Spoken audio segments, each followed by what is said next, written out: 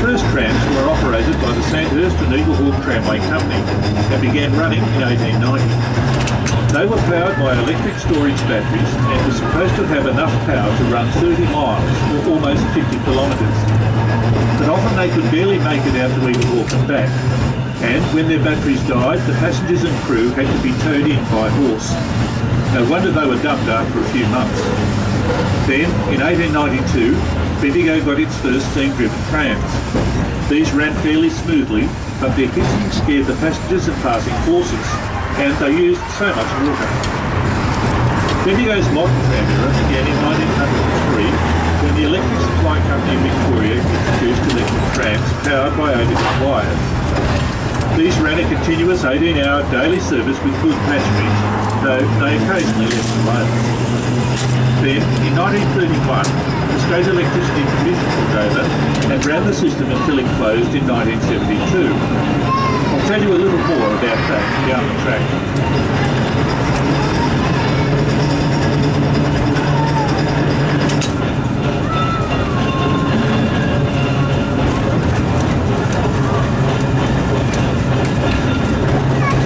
Along this section, you'll see a few good examples of an early Australian wooden house, the Varland House, designed by Wilhelm Charles Varland.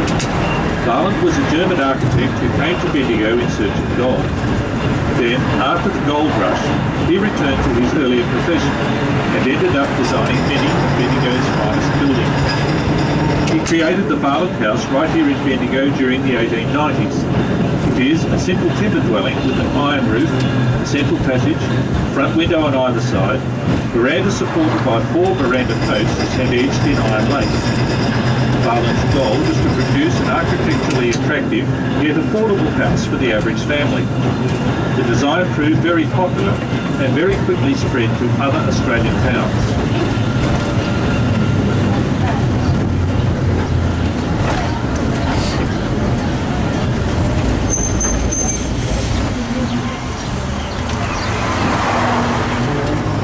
We're about to turn off the main Echuca Road into Nolan Street. This section of track was added during the Second World War to take the workers by tram to the Commonwealth Ordnance Factory, which we'll see shortly, up near the North Bendigo terminus. The modern tennis centre on our left is one of the largest hardcourt complexes in Australia, with 30 international standard tennis courts. It hosts regular competitions plus major tournaments right throughout the summer.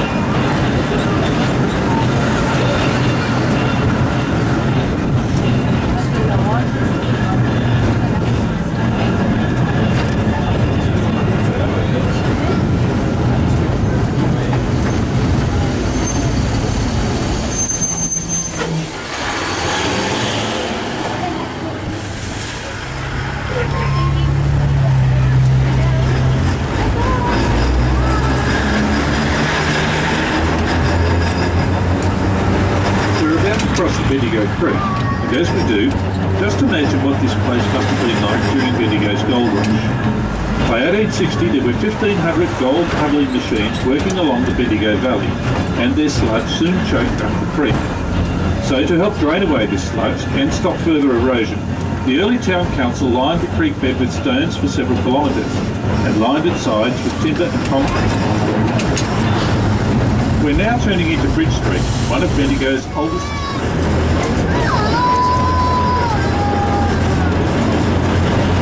The area back along Bridge Street behind us, near the Golden Dragon Museum, used to be the centre of Bendigo's very own Chinatown. During the gold rush, thousands of Chinese walked hundreds of miles to Bendigo after first being unloaded from their ships in South Australia. The ship's captains did this to avoid paying the £10 tax levied by the Victorian government on every Chinese person arriving at a Victorian port. Since those days, the Chinese have played a big role in Bendigo, especially the city's cultural life, and raising money for local charity.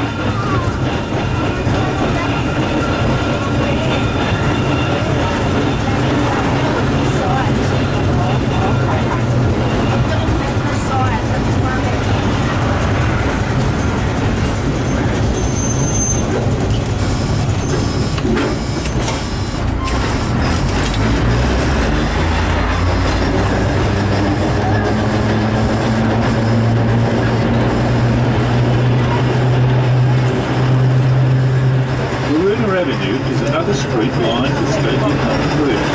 Back along this street is Bendigo's medical precinct, centred around the modern facilities of the Bendigo Healthcare Group.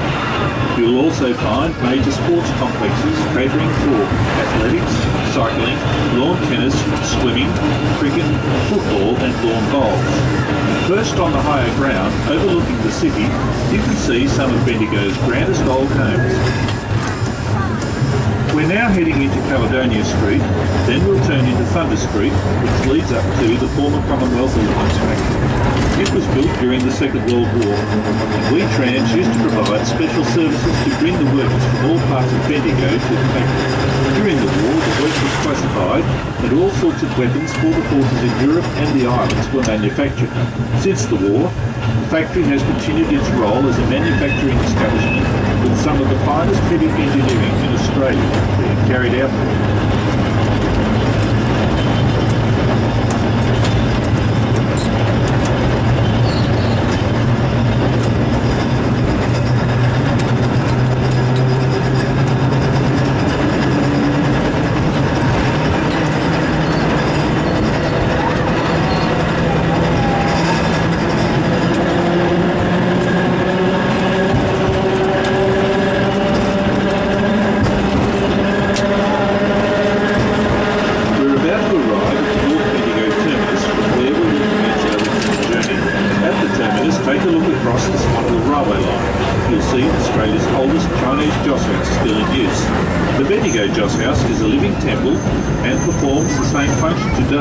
As the many other religious places of worship located throughout Bendigo. Beyond the Joss House you will see the Commonwealth Ordnance Factory, though today it is called Tallis Australia.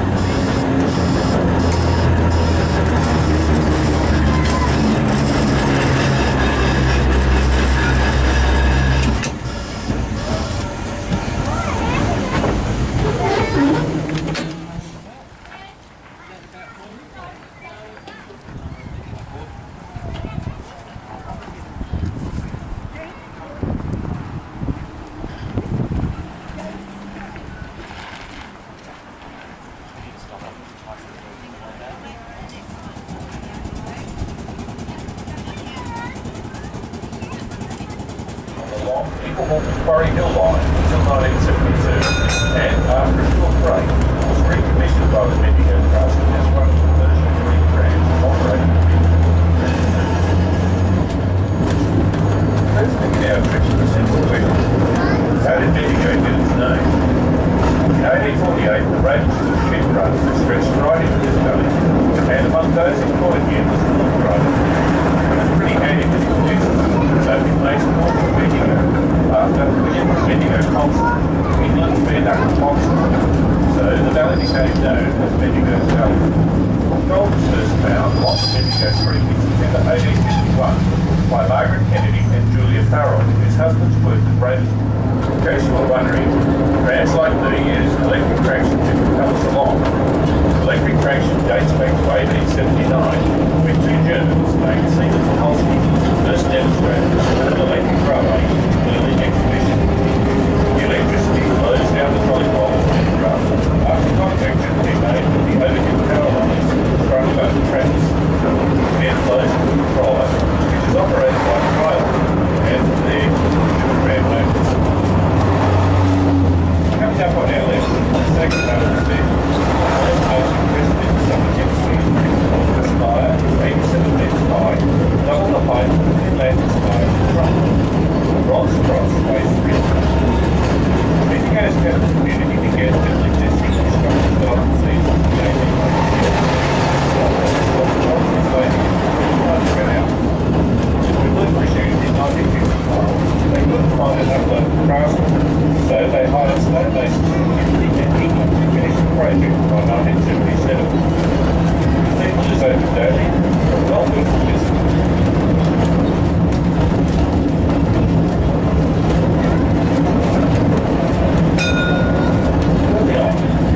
Bendigo boasted several German hotels, catering only to the quite large German community.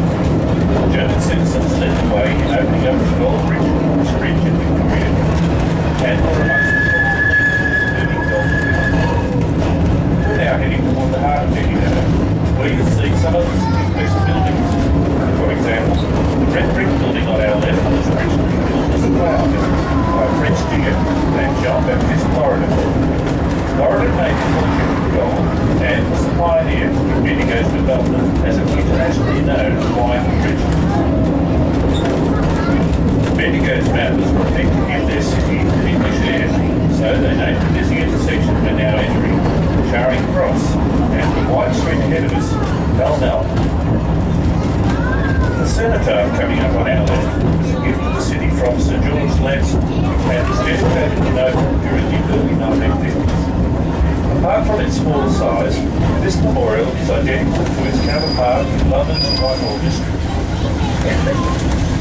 Next to the cenotaph is the famous Alexandra Fountain, which marks the true heart of Bendigo, the Capitol Theatre, and some of our finest buildings.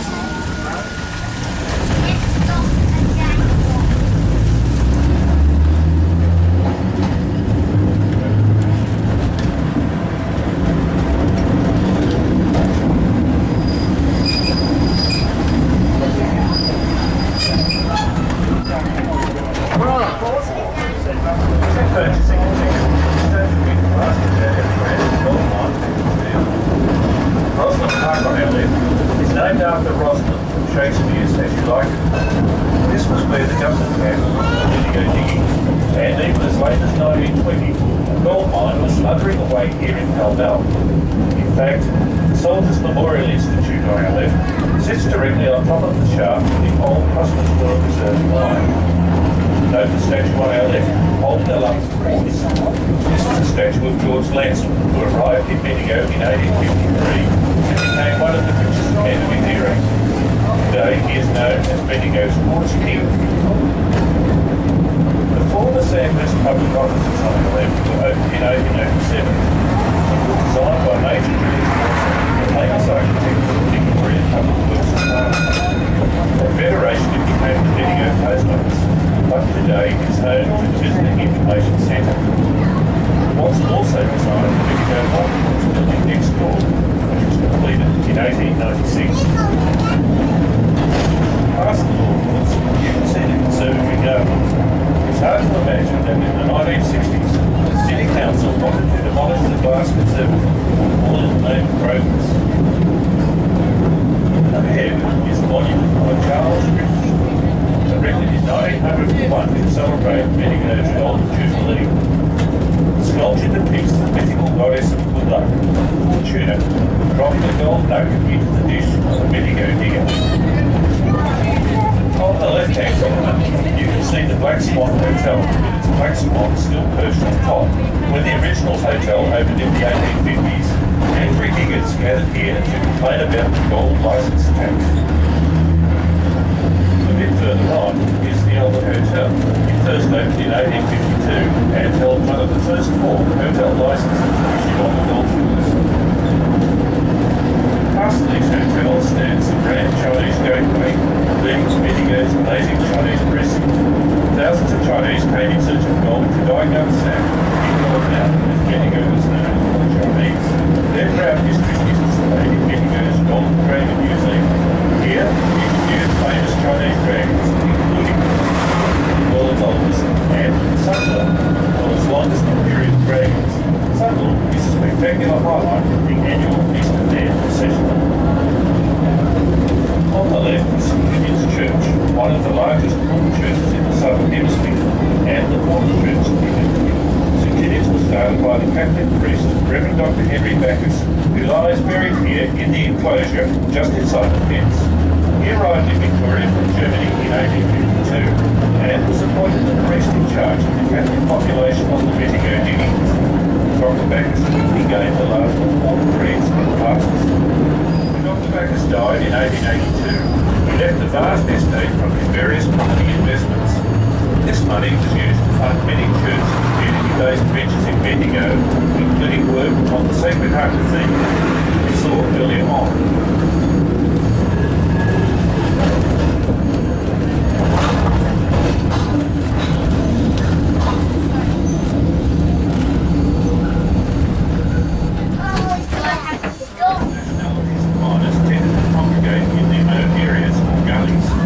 So the area around, we're now turning into Tramways Avenue.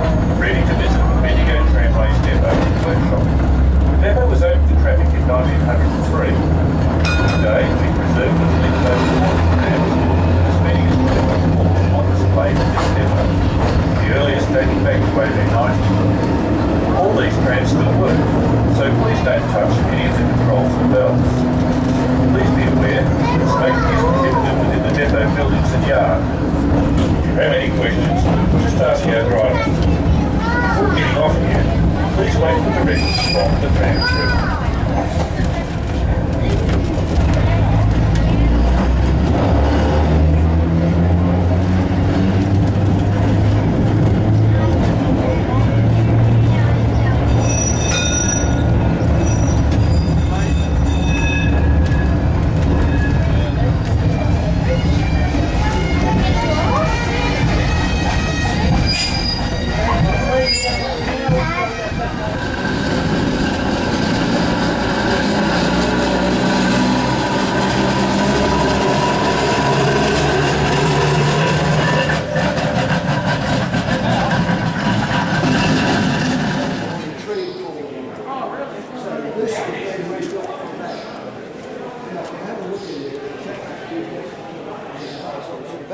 So 30 batteries in all, and over the ultimate